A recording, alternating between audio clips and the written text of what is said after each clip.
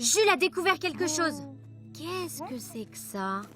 Ça, ma petite Lily, c'est une porte temporelle qui permet de voyager à travers le temps. Mais attention, ça peut être très dangereux.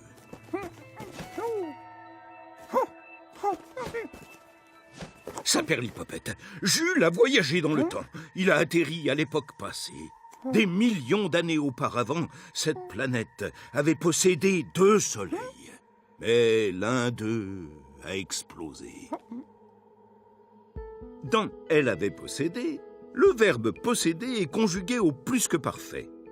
C'est un temps du passé qui sert à montrer qu'une action s'est produite avant une autre action. Donc, les 2 actions se situent dans le passé, mais l'une après l'autre. D'abord, la planète avait possédé 2 soleils, et après, l'un des 2 soleils a explosé. Mais où est passée Alice? Oh, zut! Alice a atterri dans le futur.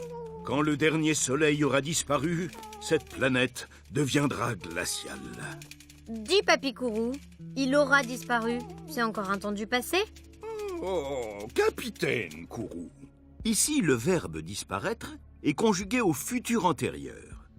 Le futur antérieur sert à montrer que, dans le futur, une action se produira avant une autre action. Donc, dans le futur, le dernier soleil va disparaître et après, la planète deviendra glaciale. Exactement. Comme le passé composé, le futur antérieur est un temps composé. Il est formé de l'auxiliaire « être » ou « avoir » conjugué au futur simple et du verbe conjugué au participe passé.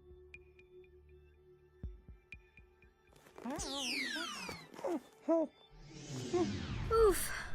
Jules avait cassé la porte temporelle, mais il l'a réparée. Il avait cassé. Le verbe « casser » est conjugué au plus que parfait. Le plus que parfait se construit avec... Je sais! Avait, c'est l'auxiliaire avoir conjugué à l'imparfait. Et casser, c'est le participe passé du verbe casser. Oh, oh, oh, excellent, capitaine Lily.